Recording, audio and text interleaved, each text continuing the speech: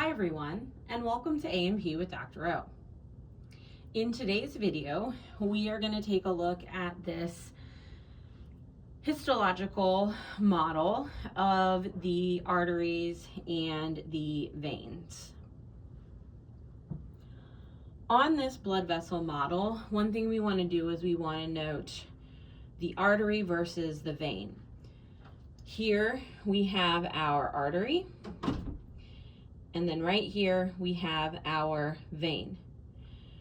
Remember, arteries are going to be rounder, and we are going to have a thicker tunica media, and veins are going to be smaller, more flattened in appearance, and have a thinner tunica media. There's other differences that we'll talk about in lecture as well. So if we take a look at the artery here, we can already see how it's large, how it's more rounded. Our vein here is a little smaller, a little flatter, a little thinner. And the other thing we can note is the vein is going to have these venous valves. Anytime we see valves, they prevent backflow of blood. So that's what the function of these venous valves is going to be. When we take a look at the artery and vein here, we can see the different layers. The walls of arteries and veins are going to have 3 layers: outer, middle, and an inner layer.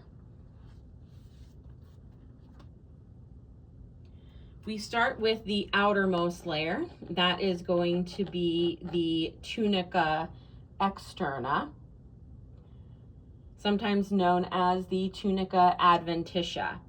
So tunica externa or tunica adventitia. Then we have the tunica media. We can see here, especially on the artery, these smooth muscle cells. So that tells us that this is the tunica media right here. And again, we can see that in the vein, it's just much thinner, this tunica media. Then innermost is going to be the tunica intima. So that's this innermost layer here. Also called the tunica interna. And it is lined with simple squamous epithelium known as the endothelium. And we can see the endothelium on our vein as well.